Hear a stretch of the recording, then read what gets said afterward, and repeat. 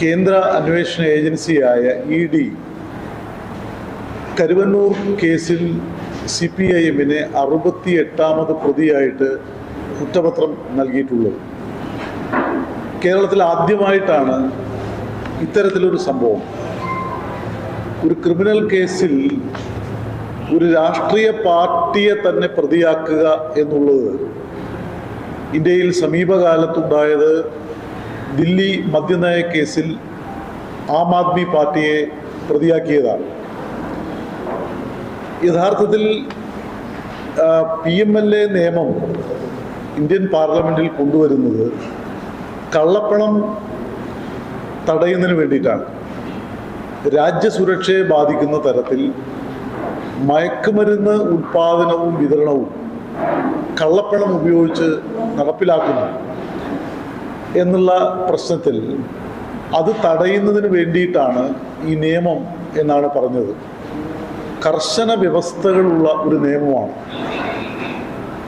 യഥാർത്ഥ കുറ്റവാളികൾക്കെതിരായിട്ട് മാത്രം ഉപയോഗിക്കേണ്ട ഒരു നിയമത്തെ ഒരു രാഷ്ട്രീയ പാർട്ടിയുടെ തലയിൽ കെട്ടിവെച്ചത് അങ്ങേയറ്റം ജനാധിപത്യ വിരുദ്ധമായ ഒരു നടപടിയാണ്.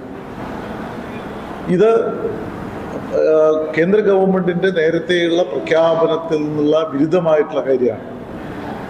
അപ്പോൾ വസ്തുതകൾ വ്യക്തമാക്കുന്നത് തങ്ങൾക്കെതിരായിട്ട് പ്രതികരിക്കുകയും പ്രവർത്തിക്കുകയും ചെയ്യുന്ന പ്രതിപക്ഷ രാഷ്ട്രീയ പാർട്ടികളെ അവരിൽ ചിലരെ വിലപേശാനും ചിലരെ തങ്ങളുടെ പക്ഷത്തേക്ക് കൊണ്ടുവരാനും സമ്മർദ്ദത്തിന് വഴങ്ങാത്തവരെ ഈ കേസിൽ പ്രതിയാക്കി ജയിലിൽ അടയ്ക്കാനുമൊക്കെയുള്ള നിഗൂഢ തീരുമാനത്തിൻ്റെ ഭാഗമായിട്ടാണ് ഇപ്പോൾ CPIMനെ പ്രതിയാക്കിയിട്ടുള്ളത്. നേരത്തെ ആം ആദ്മി പാർട്ടി നേതാവായിരുന്ന അന്നത്തെ ദില്ലി മുഖ്യമന്ത്രി ശ്രീ അരവിന്ദ് കെജ്രിവാളിനെ ഈ കേസിൽ പ്രതിയാക്കിയതിന് സുപ്രീം കോടതി പിന്നീട് നിശ്ചിതമായിട്ട് വിമർശിക്കുകയുണ്ടായി. അപ്പോൾ ഇത് ഈ ജനാധിപത്യ വിരുദ്ധ പ്രവണതയ്ക്കെതിരായിട്ട് ജനാധിപത്യ സമൂഹം പ്രതികരിക്കണം എന്ന അഭ്യർത്ഥനയാണ് ഞങ്ങൾക്കുള്ളത്. ഈ കേസിൽ 21-ാം തീയതി CPIMൻ്റെ ജില്ലാ സെക്രട്ടറി എന്നുള്ള നിലയിൽ ഞാൻ ഹാജരാവണം എന്നുള്ള നോട്ടീസ് ലഭിച്ചിട്ടുണ്ട്. PMLA കോർട്ടിൽ ഹാജരാകും, നിയമ പോരാട്ടം നടത്തും. നമ്മുടെ രാജ്യത്തിൻ്റെ നിയമവ്യവസ്ഥയിൽ ഞങ്ങൾക്ക് വിശ്വാസമുണ്ട്. 1000 കുറ്റവാളികൾ രക്ഷപ്പെട്ടാലും ഒരു നിരപരാധി പോലും ശിക്ഷിക്കപ്പെടാൻ പാടില്ല എന്നതാണ് നമ്മുടെ നിയമവ്യവസ്ഥയുടെ ഏറ്റവും പ്രധാനപ്പെട്ട ആഖ്യാനം. പക്ഷേ ഇത്തരത്തിൽ ഒരു ക്രിമിനൽ കേസിൽ, അതും ഒട്ടേറെ കർശന വ്യവസ്ഥകളുള്ള ഒരു കേസിൽ രാഷ്ട്രീയ പാർട്ടിയെ പ്രതി ചേർത്തത്, CPIMനെ പ്രതി ചേർത്തത് അങ്ങേയറ്റം പ്രതിഷേധാർഹമാണ്. അതിനെതിരായി ഞങ്ങൾ ജനാധിപത്യ രീതിയിൽ പ്രതിഷേധിക്കുന്നു. നിയമപരമായി കോടതിയിൽ നിയമപോരാട്ടം നടത്തുമ്പോൾ തന്നെ രാഷ്ട്രീയമായി ഈ ജനവിരുദ്ധതയ്ക്കെതിരായിട്ട് ജനങ്ങളെ അണിനിരത്താൻ വേണ്ടി ഞങ്ങൾ ശ്രമിക്കുന്നു. അതിൻ്റെ ഭാഗമായിട്ട് ഈ 20-ാം തീയതി തൃശ്ശൂർ നഗരത്തിൽ EMS സ്ക്വയറിൽ വിപുലമായൊരു ജനകീയ പ്രതിഷേധ പരിപാടി ഞങ്ങൾ സംഘടിപ്പിച്ചിരിക്കുകയാണ്.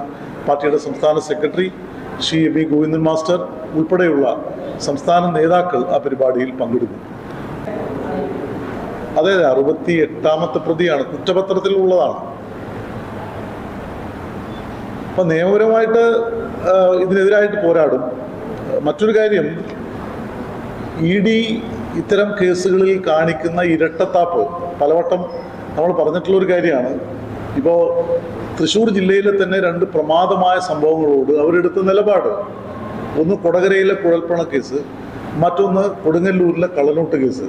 ഈ 2 കേസിലും പ്രതികൾ BJPക്കാരായിരുന്നു എന്നതുകൊണ്ട് മാത്രം ആ കേസ് ED എങ്ങനെയാണ് കൈകാര്യം ചെയ്തത്?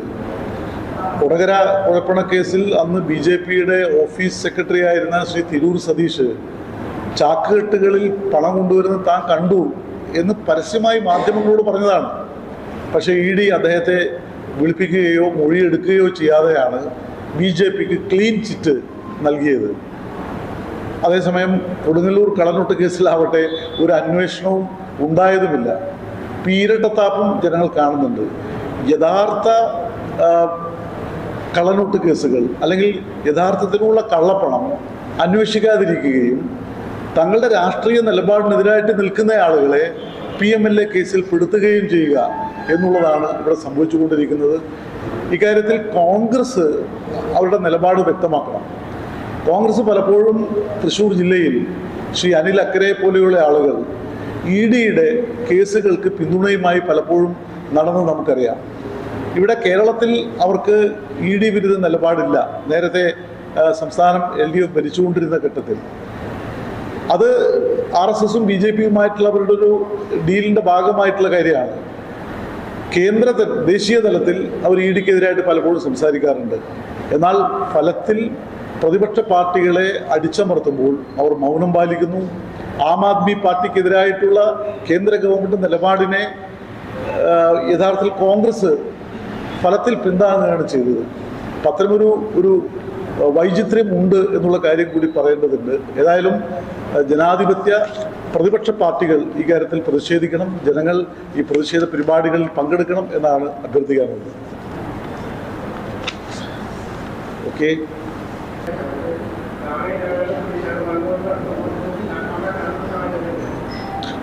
അതൊരു പ്രത്യേക പ്രശ്നമാണ്. ആ കാര്യത്തിലൊരു ഭരണകക്ഷി പ്രതിപക്ഷ സമന്വയം ഉണ്ടാവണം. ഒരു സർവകക്ഷി നിലപാട് അക്കാര്യത്തിൽ ഉണ്ടാവണം. ഉപരി കോടതികളെ സമീപിക്കേണ്ടതുണ്ട്. തേക്കിൻകാട് മൈതാനം ദേവസ്വം ബോർഡിൻ്റെ തന്നെയാണ്. ആ കാര്യത്തിലൊന്നും യാതൊരു സംശയവുമില്ല. പക്ഷേ എത്രയോ പതിറ്റാണ്ടുകളായിട്ട് അവിടെ ജനകീയ പ്രതിഷേധ പരിപാടികൾ സംഘടിപ്പിക്കാറുണ്ട്. അത് ദേവസ്വം ബോർഡിന് വരുമാനവുമാണ്. രാഷ്ട്രീയ പാർട്ടികളാവട്ടെ, സർക്കാരിൻ്റെ വിവിധ ഏജൻസികളാവട്ടെ, പൊതുമേഖലാ സ്ഥാപനങ്ങളാവട്ടെ, ഇവരെല്ലാം നടത്തുന്ന പരിപാടി സൗജന്യമായിട്ട് നടത്തുന്നതല്ല. ദേവസ്വം നിഷ്കർഷിക്കുന്ന ഫണ്ട് അടച്ചുകൊണ്ട് നടത്തുന്ന പരിപാടിയാണ്. അപ്പോൾ ദേവസ്വത്തിനുള്ള വലിയൊരു വരുമാനമാണത്. ആ തലത്തിൽ കൂടി അത് കാണേണ്ടതുണ്ട്. ഏതെങ്കിലും തരത്തിൽ ക്ഷേത്ര ആരാധനയ്ക്കോ അല്ലെങ്കിൽ മതാധിഷ്ഠിത പരിപാടികൾക്കോ ഒരു തടസ്സവും ഉണ്ടാക്കാതെ തന്നെയാണ് അവിടെ പരിപാടികൾ നടന്നുകൊണ്ടിരുന്നത്. ഈ കാര്യം കോടതിയെ ബോധ്യപ്പെടുത്തുന്നതിൽ പരാജയപ്പെട്ടിട്ടുണ്ടോ എന്ന് എനിക്കറിയില്ല. ഏതായാലും ഉപരി കോടതിയെ സമീപിക്കുന്നതിന് സംസ്ഥാന ഗവൺമെൻറ് ഇക്കാര്യത്തിൽ നിലപാട് സ്വീകരിക്കണം. ദേവസ്വം ബോർഡും ഇക്കാര്യത്തിൽ അവർക്ക് കഴിയുന്ന കാര്യങ്ങൾ ചെയ്യണം എന്ന് അവരോടും ഞങ്ങൾ അഭ്യർത്ഥിച്ചിട്ടുണ്ട്.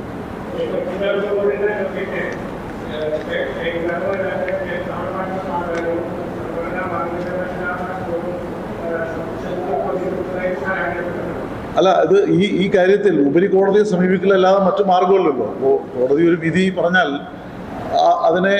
ആ വിധിയെ നമുക്ക് മറികടക്കണമെങ്കിൽ ഉപരി കോടതിയെ സമീപിക്കേണ്ടതുണ്ട്.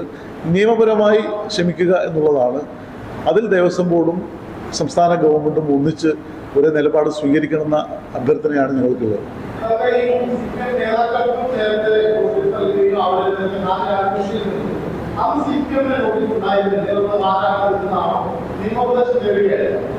അല്ല, ഞങ്ങൾ അന്നും ശക്തമായിട്ട് പ്രതിഷേധിച്ച് അറിയാമല്ലോ. ഇവിടെ തൃശ്ശൂർ ജില്ലയിൽ വളരെ വിപുലമായിട്ടുള്ള പ്രതിഷേധ പരിപാടികൾ അന്ന് സംഘടിപ്പിച്ചിരുന്നു. കുറ്റപത്രം സമർപ്പിച്ചപ്പോൾ 68-ാം പ്രതിയായിട്ട് CPIM ഉണ്ട്. ഞങ്ങളതിൽ വിശദീകരണം ആവശ്യപ്പെട്ട് പിന്നീട് നോട്ടീസ് നൽകിയിരുന്നു. അപ്പോൾ ഹാജരാവണം കോടതിയിൽ എന്നുള്ള കത്ത് സമൻസ് കിട്ടിയതിൻ്റെ കൂടി അടിസ്ഥാനത്തിലാണ് ഈ വിഷയം ഞങ്ങൾ ഉന്നയിക്കുന്നത്.